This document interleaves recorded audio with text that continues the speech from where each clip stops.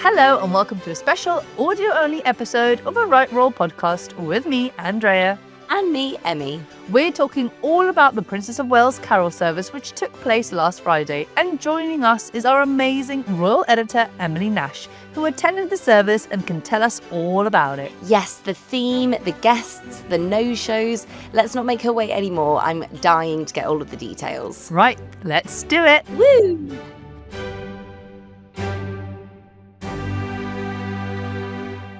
Welcome. Hi, Emily. Hello, lovely to see you both. It's been a while. Lovely to see you too. Long time no see. We are seeing each other. You have to tell our listeners this is an audio only, special, but we are actually seeing each other virtually, aren't we? We sure are. We've missed you, but you've been very, very busy. And you were lucky enough to attend the Princess of Wales carol service on Friday, and that's why we're here today to talk all about that special day, which is one of our favourite royal events of the year. That's right. It's really become a modern royal tradition of the very best kind.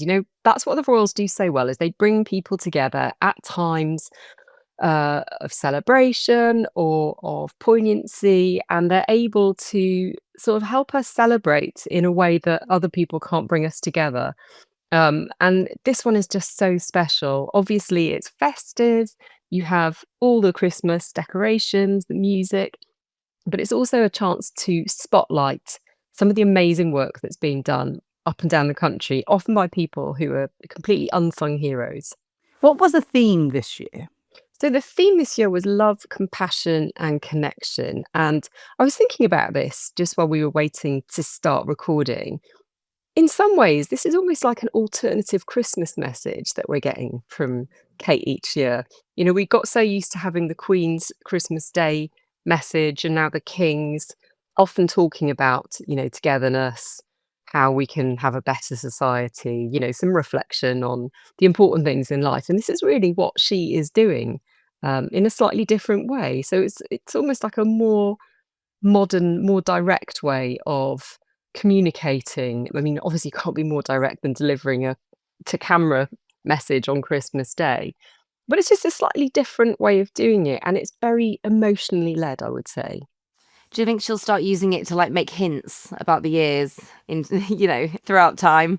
Yeah, it'll be really interesting to see how this develops because, obviously, eventually when William does become king, he will, if he follows tradition, also give a Christmas Day message like his father and grandmother before him. I really loved, she wrote a letter to all the guests, and she really is still in that very nature theme, isn't she? She's talking about soil and she's talking about, well, obviously connection, but she really brings the nature into it. Yeah, you're right. And really what's happened over the last couple of years is we've seen her lean into what means most to her. And I think you only have to look at the experience she's had in the last 18 months or 2 years now to see that it's really focused her mind on what she feels is a priority in her life. Obviously, being in nature, we know, is hugely important to her recovery from the cancer diagnosis, but also that human connection. So if you think about the experience that Kate has had over the last 2 years, she has relied heavily on connection with other people to get her through it, whether that's her family, her friends, the medical staff she has dealt with. And really movingly, one of the guests at the carol service was a lady called Catherine Field, who Kate was pictured with at the Royal Marsden at the start of this year when she returned. If you remember, there was that really quite striking photograph of her walking under the arch of the Royal Marsden. But inside, she sat with Catherine Field, who was wearing a cold cap for her chemotherapy treatment, which we know helps to prevent hair loss. And I think it's really it says everything about the way that she is operating, the princess. She wants to bring people in from all of these areas of her life, her working life and William's life, and include them. And really, you can look at the guest list as a kind of year in review for them. You have all sorts of people that they have encountered over the course of the year. Others they've never met before, but so many familiar faces. And it's a really sort of nice way of consolidating the work that they're doing and the messages they're trying to share. So let's get into the guest list. Let's start with who was there, and then obviously we'll get into who was missing. So let's start with the top guests, because obviously people like Kate Winslet stands out. Eugene Levy was a very nice surprise, I have to say. It was lovely. A little bird had told me that he might be making an appearance, but obviously that was so lovely to see. He was there with his wife and his daughter, and he probably got the most information out of a member of the royal family. He genuinely seemed starstruck when Catherine approached him, and he was like, "Do I stand up? Do I don't?" Well, they've obviously made a real connection, but I think so. Eugene Levy managed to get incredible amounts of detail out of Prince William, did a better job than most of us journalists would ever have access to. And I think it's really sweet that they included him in the moment as well. But as a guest, he wasn't there to give a reading as a celebrity. He was there because he is part of the couple story this year. Oh my gosh, that was such a lovely moment. I'm obsessed with Eugene. I think anyone who watches Schitt's Creek probably feels the same way. And it was just so special that he was there. It was like random. I think he must have had quite the year, don't you? He's gone from sort of being a guest at Windsor, getting that guided tour by Prince William at the start of the year, to then being hosted by the Princess of Wales in Westminster Abbey. It's the seat of 1,000 years of royal coronations. I'm sure there was probably a point during that service where he pinched himself quite hard. Yes. Let's talk about more guests. Obviously, one amazing guest, gorgeous guest that was there is you. Oh, well, thank you very much. I did, yes. And, luckily for you, you didn't hear my singing, but I gave it my best shot. It's always an awkward one, isn't it, when you go to church and you have to sing and the person next to you, it's just I tell you what, you do work out who is in the school choir standing around you. It becomes quite I clear bet. quite quickly. I Yeah. reckon Eugene has some pipes. I bet he really went for it. Yeah. I mean, I wasn't close enough to be able to tell you, but look, it's just such a magical experience. If you've been lucky enough to go inside Westminster Abbey, it's always spectacular. The acoustics in there are incredible. I've told you about this before on previous occasions, and particularly around the King's coronation, it really does give you goosebumps. The sound of a solo chorister singing "Once in Royal David City" at the very start. The whole abbey's bathed in candlelight, everyone's holding a lit candle. It really is the most beautiful setting for this. And of course, we had Prince George, Princess Charlotte, and Prince Louis there. And they've become a regular fixture at this event now. So we look forward to seeing them almost as much as we look forward to the event itself. I have to say, Emily, we have been to Westminster Abbey, but not like you. You've been to a coronation, you've been to a wedding, you've been to a funeral, you've been to carol services. You've probably been to like the best. I've been incredibly fortunate. I never forget what a privilege it is to do this job, because you do feel like you're witnessing history in the making. Yeah. But what's lovely about the carol service is that, yes, it is a very traditional service. At its heart, it's a Christian ceremony. It's the kind of thing that's been held up and down the country for hundreds of years. And yet there are these modern twists to it. And I think that really sums up the way that William and Kate approach their Yeah. roles. So they are naturally fairly conservative people. They're not about ripping things up and starting again, but they understand they want to make it as relevant as they can to a wide an audience as possible. And so you have pop stars singing, you have young dancers, like street dancers, going down the aisle, lots of little modern touches that you wouldn't necessarily expect to see, certainly in a place like Westminster Abbey. And you mentioned it was great to see, the Princess George, Louis, and Princess Charlotte, and they are looking incredibly grown. And I have to say, there was some images of Kate being, she's always attentive with her kids, but when they got out of the car and she greeted them, it was so nice. She made sure that each kid was okay, touching them, reassuring them. It's so, so nice to see these moments, which, we haven't seen them for the last 6 months. Yeah, and that's as it should be. They're very young and they're at school, and I think they absolutely have the balance right, William and Kate, as far as the children are concerned. Yeah. And you only have to look back at, William's own childhood to understand why he is so careful to protect them. Yeah. But, when they do come to these events, they obviously behave impeccably. They understand. I'm sure William and Kate have talked to them about what it means to be in the public eye and to represent the royal family. And I think that they really do it so well. They behave so well. They're so beautifully turned out every single time, and they just do look like a model family unit together. It's just nice to see them, isn't it? It's I completely agree with you that they've gotten the balance perfectly, but at the same time, it's like you still want to see how they're getting on, and it feels like you're a part of their lives somehow. Absolutely, and this is a family moment for them. Let's not forget, there were other members of the royal family there. The Middletons were there, Carol and Michael. Well, with absences, we've talked about this before, but the king, and queen were not in attendance, but they haven't really been the past years. They've kind of left Yeah, so they have this. been in the past, Yeah. but we wouldn't expect them to come every year. This is very much the Princess of Wales's gig, if you like. Yeah. But there were other members of the royal family there. We saw Zara and Mike Tyndall, William's cousin, and her husband. Yeah. Sophie, the Duchess of Edinburgh, and Prince Michael of Kent was among the guests that I saw coming out of the Abbey. And then it's just a nice moment to bring the royal family together, but also to bring together the wider community. And I'm sure they're all delighted to attend as well. They must be very happy to get that invitation. Yeah.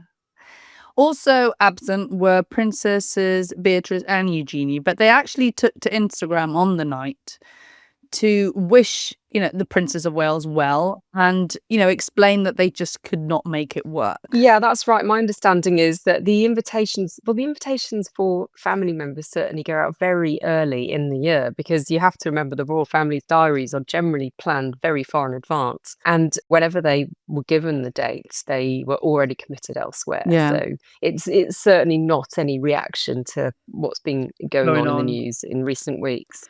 And we know that she's preparing, Beatrice is actually preparing for a very happy occasion of her own this week, which, with the christening of her second daughter. So that's quite exciting. That's right. I mean, they're brave doing it in December. I mean, I know. it's very hard to get a spare moment in this month, isn't it? Another absence was Pippa Middleton, but we know that she was in Formula One. That's right. And, her husband, James Matthews, is a huge Formula One fan, has been involved as a former racing driver himself. So this is something that, as a couple, they've been very closely connected to for many years.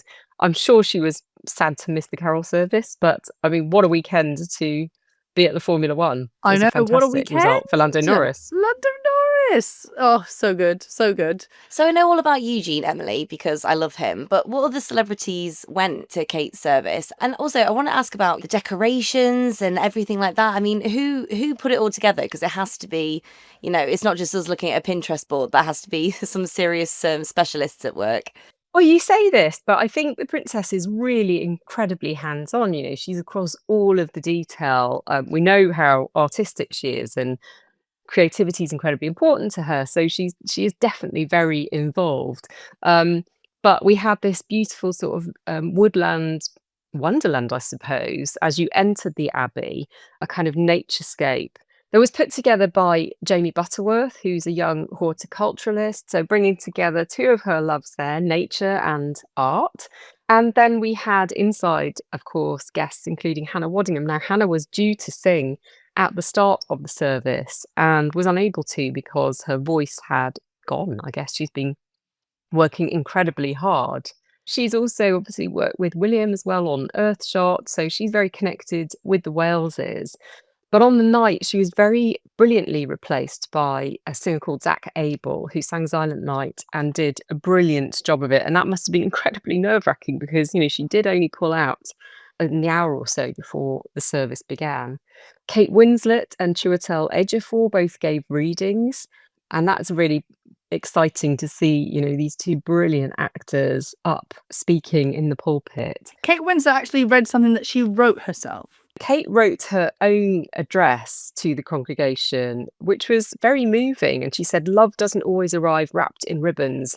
Love can be expressed in how we treat one another with kindness and grace. It's in the laughter shared across a table, a hand held in comfort, the courage to reach out to someone who might otherwise be alone." And I think that's really lovely and kind of gets to the heart of what this is about. It's sort of reminding us all what we should be focusing on at Christmas, and it's quite inspiring. It was very inspiring, I have to admit. I wanted to talk as well about a couple of the other guests who were there, and I thought it was just wonderful to see them. One was Rhiannon Mannings. If you remember, she is the widow who lost one of her sons to illness when he was very small, and very sadly then her husband to suicide. And we saw her in a film with William just a couple of months back, where he was moved to tears by her story.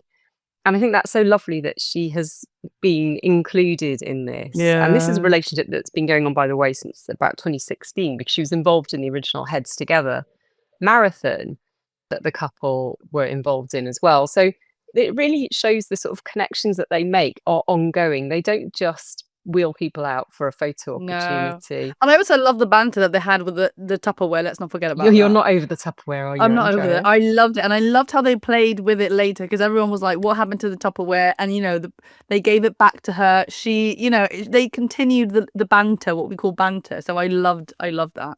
The other person there who I was very touched to see was Stephen Frank, who's a Holocaust survivor that Kate has photographed in the past for an exhibition. And I was there in January when they were reunited at Holocaust Memorial Day, and really seeing the warmth between these two people from very different generations again speaks to the kind of the role the wars play, I guess, in bringing together generations, that continuity between the war generation and then the younger, and right down to the children, including their own. So it was very special to see. Loved that. Well, thank you so much, Emily, for telling us all about the Princess of Wales carol service. And the royal family were clearly feeling festive, because over the weekend, the King and Queen released their Christmas card. What did you make of it? I mean, I love that photograph. It's taken by a very good friend of mine, Chris Jackson from Getty Images, friend of the podcast, taken in the gardens of Villa Wolonsky in Rome. And obviously the couple have been there twice this year because they made that return visit to the Vatican just back in October. But it really captures the warmth between them and how happy they are together. And there's always a bit of a debate, isn't there, about whether royal Christmas cards should be more festive, because we've had many over the years that are taken during the spring or the summer. I'm about to start a petition to ban scene photos as being part of the Christmas card. I want to see nice, never before seen family moments in. I think it's time. I think it's time for you to go and have an eggnog and chill out, Andrea. I am sure the listeners agree with me. I think it's the time of year. You wouldn't send out a Christmas card to your family and friends that you've already posted on Instagram. You just wouldn't. You would make time to get a nice photo that's unseen, festive. I'm just going to start a petition. And I've also loved what the other royal houses have done. The Danish royals have been really good with their Christmas game recently. So I will start a petition. I'll send it round. All right, Ebenezer Scrooge. They're too busy, Andrea. They've got bigger fish to fry. Oh, come on. You can make time for a nice festive photo. Well, we still haven't seen the Wellses one, so we might be surprised. You might. And then be. you'll agree with me. I'm saying nothing. Well, thank you so much, Emily, for making time to speak to us today. I know you are going off right now as we speak, heading out the door. So thank you so, so much for being with us today. Thanks, Em. Thank you. Bye. And that's everything from us today. Thank you so much to Emily and to you two for joining us. We'll be back next week. In the meantime, get more from Hello with our entertainment podcast, The Daily Lowdown, available on Spotify, Apple, and wherever you get your podcasts. Bye.